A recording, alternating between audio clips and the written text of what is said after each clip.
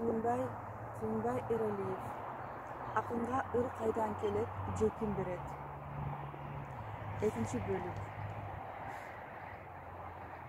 Качан жана кай жерде бир нерсе жаратылып жаткан болсо, анын жаратуучусу Теңир өзү. А сен бар болгону курал элесиң. Улуу жазуучулардан сурап көрчү.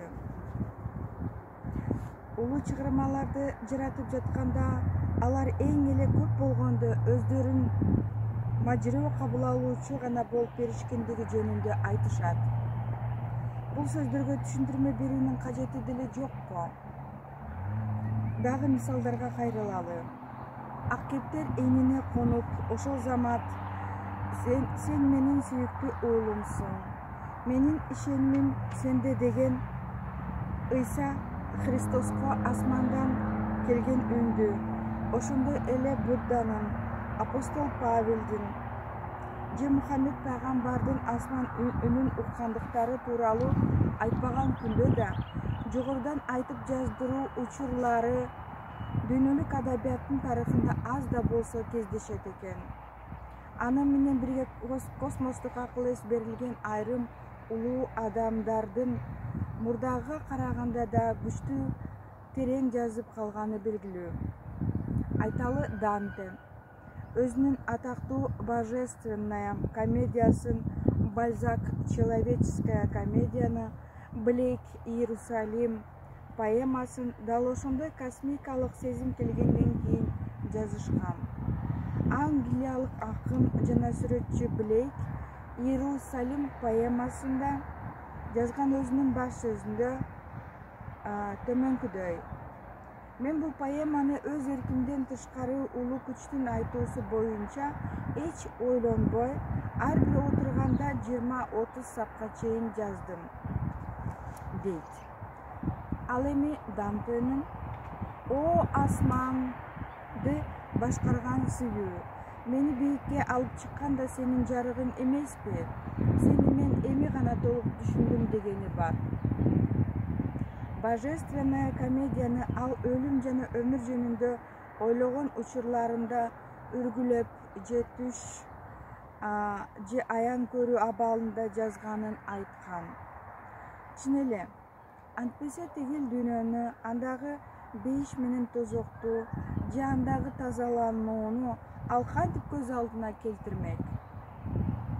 Американын улуу акыны Уолт Уитмен күтүлбөгөн жерден өзүндө ойлонгон зор күчтү сезип, ошондон кийин 6 жума бою өзү эмес, башка эле бирөөнүн абалында жүргөн жана ал мынчалык руханий зор кубаттуулуктун, бийиктиктин, чексиз көңүл куунактыктын мынчалык себебин ал өзү да түшүнгөн эмес. Ошол абалга Уитмен 34-35 жаш курагында же болбосо 1853-54 жылдары туш болгон. Чыгармачылык бөтөнчө эргүү учурлары, поэзия алыптары Гёте менен Пушкинде да болгон. Анын космикалык сезими жөнүндө ачык айтылбаса да, акын өзүнүн «Пайгамбар», «Пророк» аттуу ырында ал тууралуу укмуштуудай сүрөттөгөн. Ошондой эле швед философу Сведенборг, немистин ойчул жана жазуучусу Якоб Бьоме, француз ойчул жазуучусу Паскаль дагы космикалык күчтүү сезим жөнүндө кызыктуу фактыларды келтирген.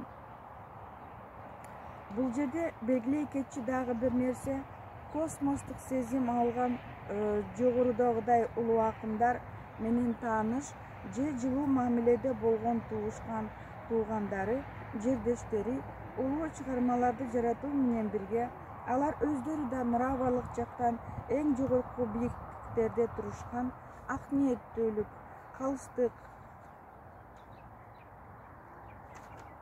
жана боорукерлик сыяктуу адамдык эң мыкты сапаттарды да өздөрүнө ала жүрүшкөндүктөрү жөнүндө көптөгөн далилдерди калтырып кетишкен.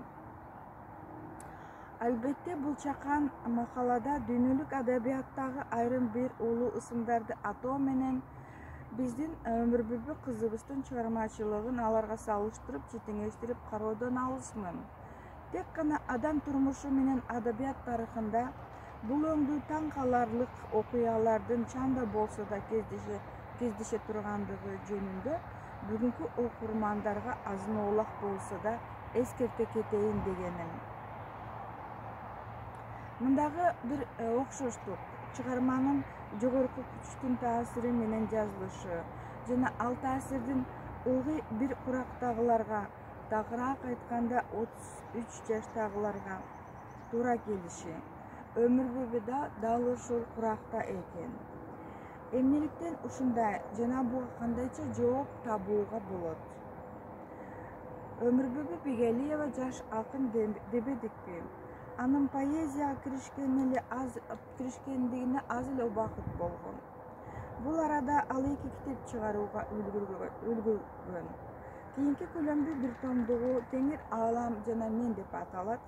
Окуучу өзү эле баамдап тургандай, китептин аталышы да, ички алынган темалары да демейдегидей эмес. Ырлардын түзүлүшү негизинен санат ырларына да окшоп кетет.